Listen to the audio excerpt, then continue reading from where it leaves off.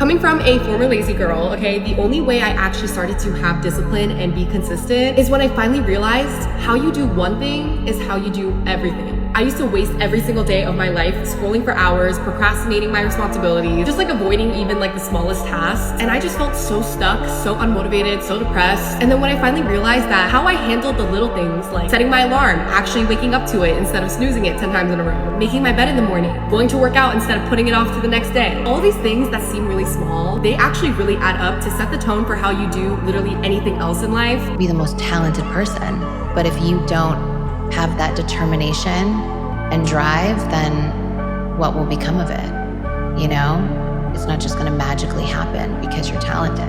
Of course. So I think so much of it is the effort and what you do with that and figuring that out and who you are and what you want to put out in the world. Even if this isn't the job that you want, no matter what it is that you're doing, you have to be fully your best. You have to put in 200%. You have no idea who's paying attention. You're at that place exactly where you're supposed to be at that time. There's nothing worse than someone that doesn't want to give it their all, no matter what it is. And it could be, that's like, you know, business advice that I heard that always stuck with me and always was, even when I was working at a clothing store, I was so happy to be there, selling everything and steaming everything and hanging everything. And I think those experiences just show you what you want to do in your life, show other people really what you're made of. I'm a really competitive person. So no matter what it is that I'm doing, I want to be the best at that. I want to learn everything about it. And I'm just a super curious person.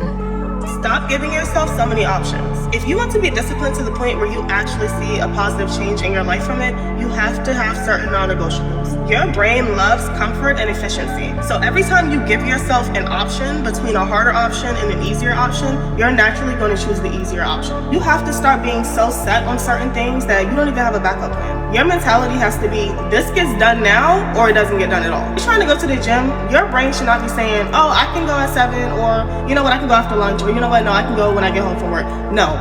You're going to the gym at 7 a.m. You should also eliminate daily decisions like, oh, should I work out today? No, we're working out this day and this day. Learn to stop negotiating with yourself. Discipline isn't about being super motivated all the time. It's about removing the debate. Because what really happens when you start giving yourself all these different options, like, oh, maybe I can do this, or you know what, I'll do this tomorrow, or this and that and the third. What you're doing is stalling, overthinking, negotiating with yourself, and not getting anything done. This doesn't mean that you can't be flexible. Like, you can have flexibility, but you also have to know yourself. If you're flexible to the point where you're never getting anything done, you're always negotiating with yourself, you're always stalling and procrastinating, you're not hitting any goals, every single day you're starting back at square one, that's not flexibility. Set your priorities. What do I need done? What am I trying to accomplish? What do I need to do to get there? And make those things your non-negotiables. This is getting done. Whether I want to, whether I'm in the mood to, whether I have something else going on, I'm gonna have to work around it and get my non-negotiables done. That is the only way you're ever gonna see any progress with anything you're trying to do. Get yourself together. I don't care if you're watching this from the bed. I don't care if you're having a lazy day. I don't care if you're not feeling it. You gotta get up. You owe it to yourself to be the best version of you every single day. Because if you don't show up for yourself, who's gonna do it? I'm gonna have to say it, if you're young and broke, you cannot afford to chill. The way things have been going on, the economy, the cost of living crisis, the job market, it's brutal. And if you don't have rich parents, you don't have no inheritance, you don't have no backup plan, you cannot afford to mess around in your 20s. This whole idea that you've got time, you don't. For most people, you don't have time. You need to start building early. You need to start working hard. And the most important, save your damn money. I'm telling you right now, save your money, because one day your money will save you. You have to start that motion towards your goals and working hard and getting your life together now, because it's only going to get a lot harder. If you want to be a successful woman, you have to understand the qualities and the tendencies of other successful people. So here are 5 traits of highly successful people according to Forbes magazine. Number 1 is social curiosity. You have to be curious in a way that extends beyond ideas and concepts. Successful people are fascinated by other people, what drives them, how they think, and how they can learn from them. Number 2 is context awareness. To be context aware means to understand what matters in a given situation. Successful people know how to read a room. They can sense opportunities, and these senses are what help them make pivotal decisions. When to take the risk, when to wait, when to pivot. The first step to being context aware is being present. So practice focusing on one thing for an extended period of time without any distractions. Number 3 is twofold: gratitude and ambition. Gratitude is what grounds you. Ambition is what drives you forward. The most successful people know how to harmonize and kind of balance these two traits. Gratitude without ambition can lead to complacency. So you never want to get too comfortable where you're at. But ambition without gratitude can lead to arrogance. Number 4 is a deep commitment to self-improvement. Highly successful people have such a relentless commitment to personal growth. They treat self-improvement not as a goal, but as a lifestyle. In order to do this, you have to first accept that you are always a work in progress. And number 5 is work ethic. This trait is non-negotiable. Successful people get things done. There's really no substitute for effort, perseverance, and consistency. None of these traits will even matter if you aren't proactive and if you don't have a good work ethic. Whatever the task is, you have to just start it and then you have to keep going, because consistent action will always win over short bursts of inspiration. I really love this article because every trait listed is something that can be cultivated. And if you do work on cultivating them, then you're more likely to not just achieve success, but sustain it. Don't underestimate how fast things can change for you. Don't, because people think that success, takes decades, but the truth is, your life can dramatically change in 6 months if you really get disciplined, if you are really serious, honestly. It's crazy. I used to hate my life. I used to be depressed, lost, had no direction. Now I live a crazy, beautiful, abundant life. I travel the world nonstop and make 6 figures a month. And this was all because I decided one day, nobody is gonna come save me. I need to save myself. I stopped playing small. I stopped overthinking. I stopped waiting for the right moment. There is no right moment, girls. It's just the moment that you finally get tired of your own shit, your own excuses. And I say this with love, okay?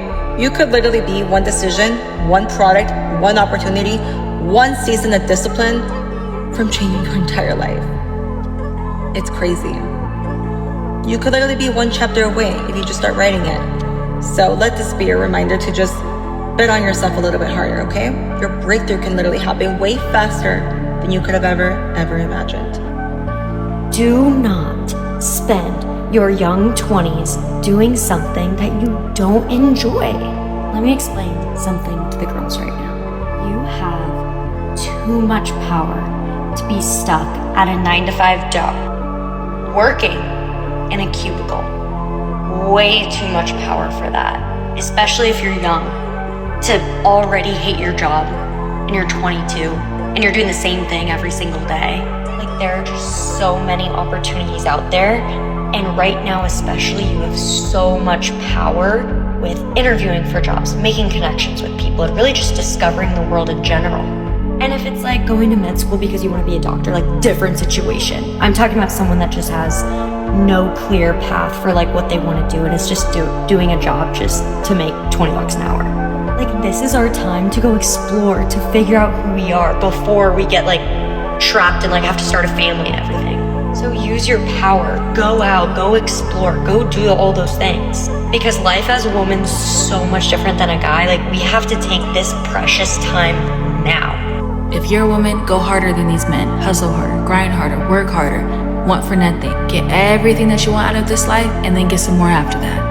The difference between people who are truly successful and who stay mediocre is not who's the hardest working, is not who's the smartest, isn't who's the most attractive, it's who can be the most consistent. You will outpace and beat everyone around you if you can beat them in one category, and that is consistency. 3, the fact that you're pretty is the least interesting thing about you, but your beauty is a skill and an asset. People will like you more and respect you more if you prioritize your appearance. Beauty is not a result of who was born the most naturally beautiful. It's a product of ritualized habits and routine, and treating being beautiful as a hobby. Or the smartest person in the room is the one that knows that he knows nothing. The most useful classroom you will ever have access to is the world around you. Treat curiosity like a religion. Don't be afraid to use your resources and ask as many people as many questions as possible. Never let your desire to appear intelligent get in the way of building your true intelligence. 5, the greatest weapon you will ever have access to is a controlled mind. You either control your mind or it controls you. Especially as a woman, the most powerful thing you can be is really in control of your emotions. As a woman, you have access to more emotions and feeling things deeper than men do most of the time. You can use use that to your advantage by never repressing how you feel, learning how to navigate and process them in a way that serves you.